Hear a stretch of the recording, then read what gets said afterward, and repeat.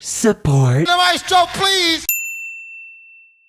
May not finishing as strongly as we hoped, but we still have some things to talk about. This'll be for the week of May 27th, 2023. On the Stand Music back in 2002, The Eminem Show, fourth studio album by Eminem, would be released. It would go on to be certified diamond and become one of the best-selling albums of all time and the second best-selling album of the 21st century. It would win Album of the Year and Best Rap Album of the 2003 Grammys and go on to be named by some to be the best album of 2002, with some even going further to say the best album of the 2000s.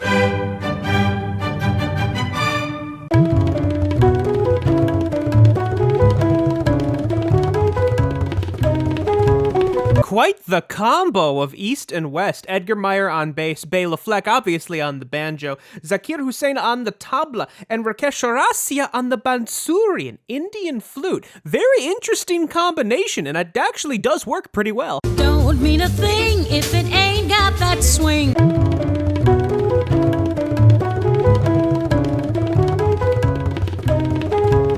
Furthering the interest behind this album, we don't get many crossovers between jazz and classical, given I feel that the only reason that is because of like Béla Fleck and Edgar Meyer.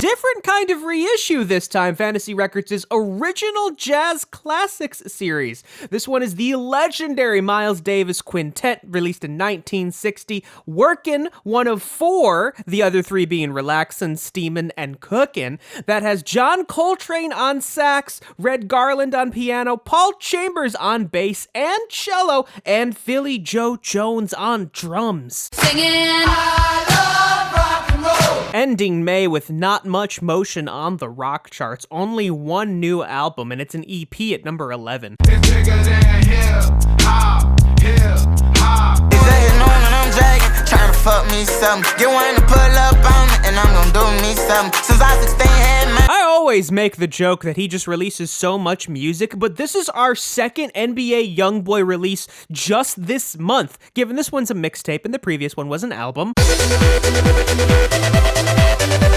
So normally we would only do a reissue if it got into the top 5 of the Billboard 200, but they did release the 10th anniversary edition of Daft Punk's Random Access Memories, and I can recommend you pick that up.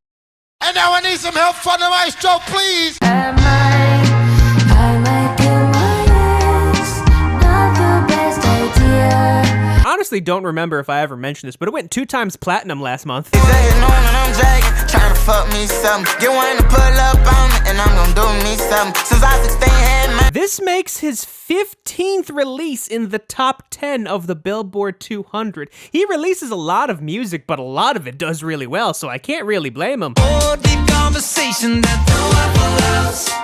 Headstrong father and a determined mom. Studio album number 6 from the Jonas Brothers, following up 2019's Happiness Begins. Very funk-inspired album, and it features John Bellion on the final track. It must be exhausting, always rooting for the anti-hero. The real question here, is Midnight's going to be up here by the time Taylor's version of Speak Now comes out? I know that last night we let the liquor talk. I can't remember everything we said. You know, it's funny, in a review that Paul Adder did of this album for Slant Magazine, he does say Morgan Wallen's music is typically concerned with one of 3 things: getting shit-faced, being lovesick, or Jesus. And I just find that amusing. So yes, May finished weaker than it started, but we had a good number of albums to talk about this month. Let's hope June can continue that trend. And now I need some help from the maestro, please! Maestro!